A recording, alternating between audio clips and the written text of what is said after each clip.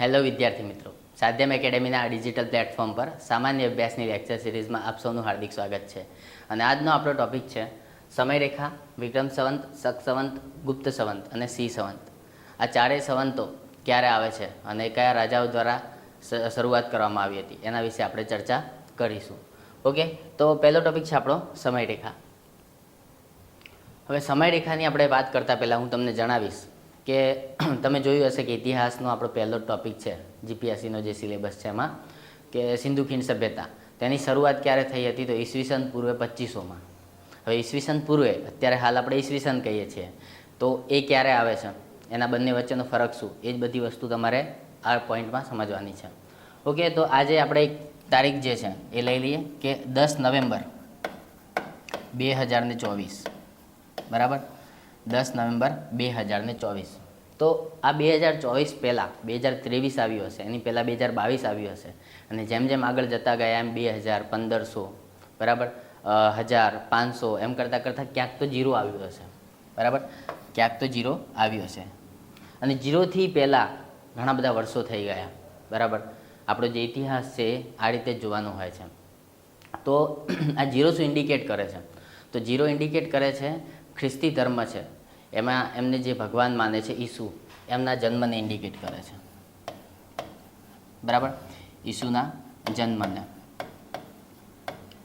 તો આ ઈસુ ભગવાનના જન્મના દિવસને જીરો તરીકે ઓળખવામાં આવે છે. હવે થોડી કોન્ટ્રોવર્સી છે કે 1-2 વર્ષ પહેલાં કે 1-2 વર્ષ પછી પણ હોઈ શકે, પણ આની આસપાસનો જે સમય હતો ત્યારે ઈસુ ભગવાનનો જન્મ થયો હતો.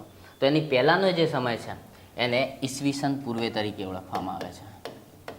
ઈસવીસન પૂર્વે તરીકે ઓળખવામાં આવે છે. એટલે તમે જોશો કે આ તમારો જે જીપીએસસીનો સિલેબસ છે એમાં પહેલો ટોપિક છે સિંધુ ખીણ સભ્યતા.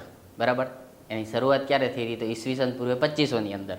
બરાબર, એટલા માટે જીરોથી પહેલાં અહીંયા આગળ ઈસવીસન પૂર્વે 2500. બરાબર, અહીંયા આગળ આપણે ક્યાંક સિંધુ સભ્યતાની શરૂઆત થઈ હતી. બરાબર છે. હવે એના પછી આપણે જે જોઈએ છીએ એમાં ક્યારે વિક્રમ સંવંતની શરૂઆત થઈ, શક સંવંતની, ગુપ્ત સંવંતની અને સી સંવંતની. આ ટોપિક છે તમારો. બરાબર, તો હવે આ જે જોઈએ છે એમાં ઈસવીસન પૂર્વે આને કહેવાય છે, અને એમાં ઇંગ્લિશમાં તમે જુઓ તો એને બીસી કહેવાય છે, બિફોર ક્રિસ્ટ. બિફોર ક્રિસ્ટ આ રીતે ઓળખવામાં આવે છે. એ જ રીતના જીરો પછીનો જે સમય છે એને એડી કહેવામાં આવે છે, અથવા તો અમુક જગ્યાએ એમને સીઈ કહે છે. તો આનો મિનિંગ છે એનો ડોમિની. એનો ડોમિની, અને આનો મિનિંગ થાય છે કોમન એરા. ઓકે, અને આ જે કેલેન્ડર છે એને આપણે ગ્રેગોરિયન કેલેન્ડર તરીકે ઓળખીએ છીએ. Gregorian calendar.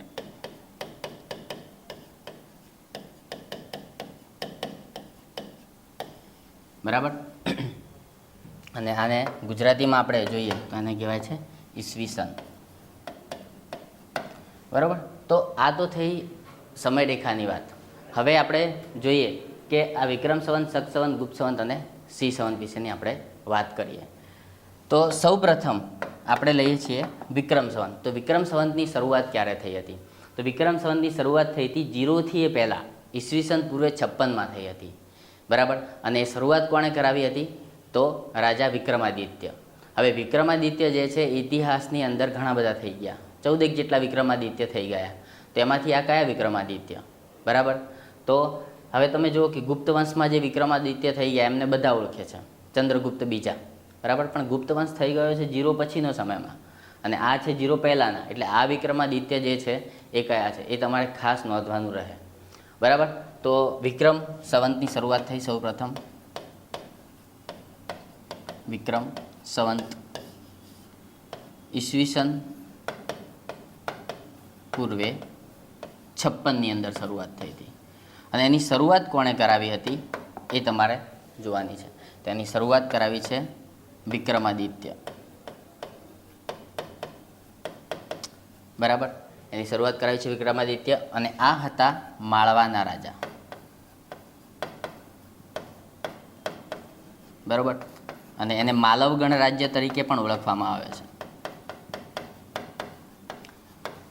હવે માલવગણ રાજ્ય તરીકે ઓળખવામાં આવે છે એટલે અમુક જગ્યાએ એને માલવ સંવંત તરીકે પણ ઓળખવામાં આવે છે. માલવ સંવંત. બરાબર, તમને સમજાઈ ગયું હશે કે વિક્રમ સંવંતની જે શરૂઆત છે એ વિક્રમાદિત્ય દ્વારા કરવામાં આવી હતી અને વિક્રમાદિત્ય જે છે માળવાના રાજા હતા. એના વિશે આપણે ડિટેલમાં નેક્સ્ટ સ્લાઇડમાં થોડી ચર્ચા કરીશું, કેમ કે આપણા માટે ઇમ્પોર્ટન્ટ તો આ જ છે, વિક્રમ સંવંત અને શક સંવંત. આ બંને થોડી આપણે ડિટેલમાં જોઈશું. બરાબર, હવે તમે જુઓ કે વિક્રમ સંવંત જે છે, વિક્રમ સંવંતની વાત થઈ ગઈ. હવે શક સંવંતની વાત કરીએ. શક સંવંતની શરૂઆત ક્યારે થઈ હતી? તો 0 પછી અહીંયા આગળ ઈસવીસન 78ની અંદર શક સંવંતની શરૂઆત થઈ હતી. ઈસવીસન 78માં. હવે ઈસવીસન 78નો જે સમયગાળો હતો એ વખતે રાજા કોણ હતા? તો તમે મૌર્ય યુગ ભણશો અને મૌર્ય યુગ પછી અનુમૌર્ય યુગની વાત આવે છે અને અનુમૌર્ય યુગમાં ઇન્ડો યવન શાસકો, એના પછી શક શાસકો, એના પછી પહલવો અને એના પછી કુષાણ વંશ આવે છે. અને કુષાણ વંશમાં જ એક મહાન રાજા થઈ ગયા કનિષ્ક. એ કનિષ્કના સમયમાં આ શક સંવંતની શરૂઆત કરવામાં આવે છે. ઓકે, તો એના વિશે આપણે જોઈએ. શક સંવંત બરાબર કોણે ચાલુ કરાવડાવ્યું? તો કનિષ્ક. કયા રાજા હતા? કનિષ્ક. અને એ કયો વંશ? તો કુષાણ વંશ. કુષાણ વંશ. બરાબર, તો આ 78ની અંદર શક સંવંતની શરૂઆત કરવામાં આવી હતી. એના પછી આવે છે ગુપ્ત સંવંત. એના પછી છે ગુપ્ત સંવંત. અને ગુપ્ત સંવંતની શરૂઆત કોણે કરાવી છે? તો ગુપ્ત વંશના રાજા અને સ્થાપક ચંદ્રગુપ્ત પહેલા. બરાબર, અને એ શરૂઆત ક્યારે થઈ હતી? તો ઈસવીસન 319માં. ઈસવીસન 319માં થઈ હતી. બરાબર, એના પછી સિંહ સંવંત આવે છે, એ પણ આપણે સાથે લખી દઈએ. સિંહ સંવંત. અને એની શરૂઆત જે થઈ હતી એ ઈસવીસન 1094થી 1143ના વચ્ચે થઈ હતી. બરાબર, એનો ચોક્કસ સમય આપણને ખ્યાલ નથી. બરાબર, એ થોડું કોન્ટ્રોવર્સિયલ છે, એટલા માટે એને આપણે સમયગાળો ધ્યાનમાં રાખીએ કે સમયગાળામાં જે રાજા થઈ ગયા એમના સમયમાં થઈ હતી. બરાબર, તો હવે વિક્રમ સંવંત ખબર પડી ગઈ, શક સંવંત ખબર પડી ગઈ. અને ગુપ્ત સંવંતમાં આપણે હમણાં વાત કરી કે કોણ હતા? તો ચંદ્રગુપ્ત પહેલા. ચંદ્રગુપ્ત પહેલા. અને કયો વંશ છે? તો ગુપ્ત વંશ. બરાબર, તો અહીંયા તમારે ખાસ ધ્યાન રાખવાનું રાજા કયા અને વંશ કયો. એના પછી આવે છે સિદ્ધરાજ જયસિંહ. સિદ્ધરાજ જયસિંહ. હવે એવું માનવામાં આવે છે કે સુરઠ વિજયની યાદમાં એમણે સિંહ સંવંતની શરૂઆત કરાવડાવી હતી. બરાબર, અને કયો વંશ આવશે? સોલંકી વંશ.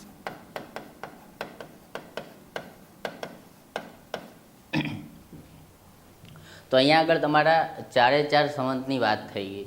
વિક્રમ સંવંત, શક સંવંત, ગુપ્ત સંવંત અને સિંહ સંવંત. પણ તમારે ખાસ એ ધ્યાન રાખવાનું છે અને એક્ઝામમાં બહુ ક્વેશ્ચન પૂછાતા હોય છે વિક્રમ સંવંત અને શક સંવંતના આધારે. અને એમાં વિક્રમ સંવંતની શરૂઆત જે કરાવવામાં આવી એ વિક્રમાદિત્ય અને શક સંવંતની શરૂઆત કરવામાં આવી એ કનિષ્ક દ્વારા. પણ આ બંને જે સંવંત છે એનો પહેલો મહિનો કયો એ ઘણીવાર એક્ઝામમાં આવી ગયો છે, તો એ તમે ખાસ નોંધી લેજો કયો હતો. તો વિક્રમ સંવંતનો પ્રથમ મહિનો છે કારતક, ખાસ મોસ્ટ ટાઈમથી. અને શક સંવંતનો પ્રથમ મહિનો છે ચૈત્ર. આ ખાસ તમે નોંધજો. બરાબર, તો આટલી તમને ખ્યાલ આવી ગયો. હવે 4 સંવંત વિશેની જે બેઝિક ઇન્ફોર્મેશન તમને અહીંયા આગળ મળી ગઈ છે. હવે તમારે એ જોવાનું છે વિક્રમ સંવંત અને શક સંવંત વિશે શું કન્ફ્યુઝન છે. બરાબર, અને કયા વર્ષને વિક્રમ સંવંત કહેવાય છે, કયા વર્ષને શક સંવંત કહેવામાં આવે છે, એના વિશે આપણે આગળ જોઈએ. બરાબર, તો હવે છે વિક્રમ સંવંત વિશે અને શક સંવંત વિશેની વાત આપણી. વિક્રમ સંવંત અને શક સંવંત.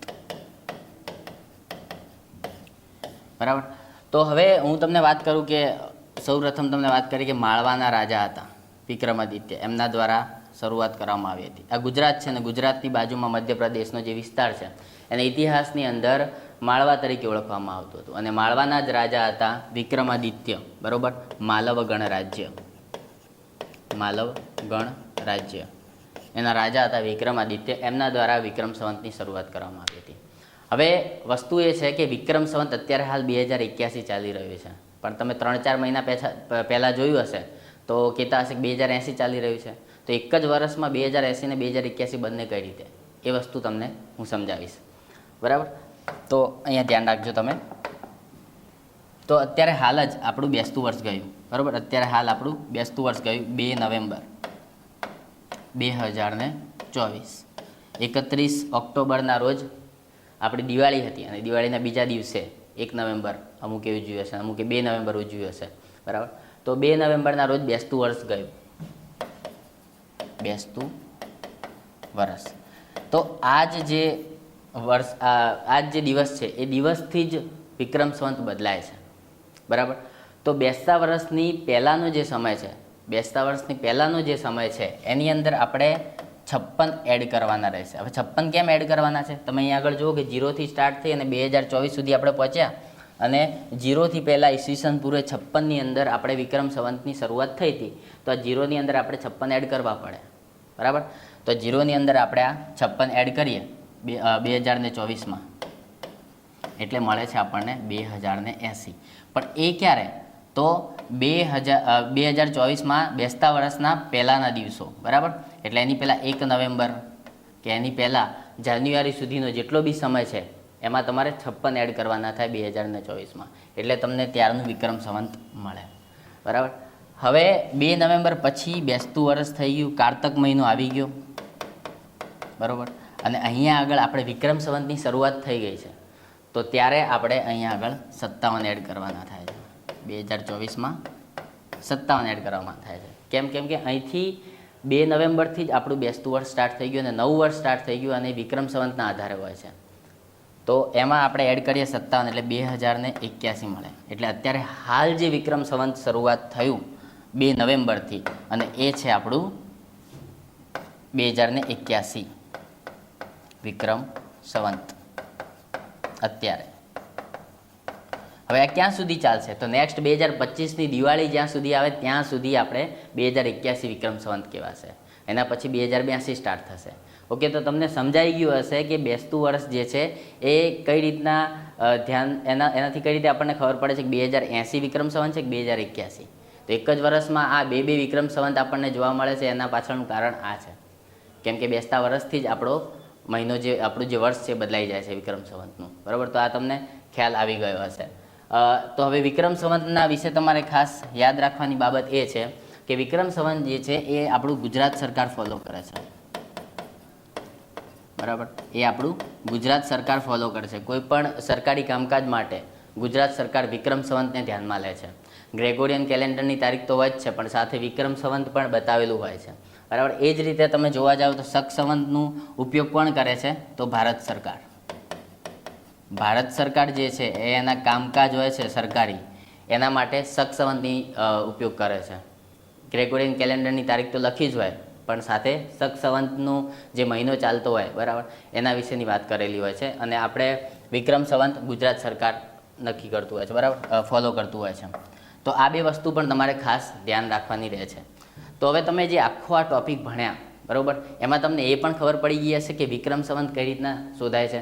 એવી જ રીતના તમે હવે શક સંવતની વાત કરો તો શક સંવત ક્યારે? 78માં છે. તો 78 વર્ષ તમારે બાદ કરવા પડે 2024માં, એટલે તમને શક સંવત મળી જાય. બરાબર છે, શક સંવત મળી જાય છે. એનું આપણે ચલો જોઈ લઈએ. 2024 2024માંથી આપણે 78 બાદ કરી નાખીએ. કેમ કે 0 પછી આવ્યું, તો 78 બાદ કરીએ તો અહીંયા આપણે, તમને ગણિત તો આવડતું જ હશે, તો 10 લઈ લો.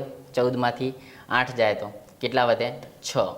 બરાબર, અહીંયા આગળ 1, પાછો 10 લઈએ, અહીંયા આગળ 9 અને અહીંયા આગળ 1. 11માંથી 7 જાય તો 4 અને અહીંયા આગળ છે 9 અને 1946મું શક સંવત ચાલતું હશે. ઓકે, તો આ રીતના વિક્રમ સંવત અને શક સંવત તમારે ધ્યાન રાખવાનું. એમાં ખાસ તમારે વિક્રમ સંવત જે છે એ ધ્યાન રાખવાનું હોય છે. બરાબર, કેમ કે એનાથી જ આપણે બેસતું વર્ષ આપણે નક્કી કરતા હોઈએ છીએ. તો આટલું તમને ખબર પડી ગઈ છે. હવે આ ટોપિકમાંથી કઈ રીતે એક્ઝામમાં ક્વેશ્ચન આવી શકે એ તમે જોઈ લો. નીચે પૈકી કઈ ખોટી જોડ છે? બરાબર, નીચે પૈકી કઈ ખોટી જોડ છે? વિક્રમ સંવત માળવાના રાજા વિક્રમાદિત્ય દ્વારા, શક સંવત કનિષ્ક દ્વારા, ગુપ્ત સંવત ચંદ્રગુપ્ત દ્વિતીય દ્વારા, સિંહ સંવત સિદ્ધરાજ જયસિંહ દ્વારા. ઓકે, તો અહીંયા આગળ તમને હવે આખો ટોપિક ભણ્યા તો ખ્યાલ આવી ગયો હશે કે કયું વિધાન ખોટું છે. આ તો સાચું જ છે. હા, વિક્રમાદિત્ય જ હતા. બરાબર. કોણ હતા? વિક્રમાદિત્ય હતા. ક્યારે શરૂઆત કરવામાં આવી હતી? તો ઈસવીસન પૂર્વે 56ની અંદર. પછી કનિષ્ક, આ પણ રાઈટ છે.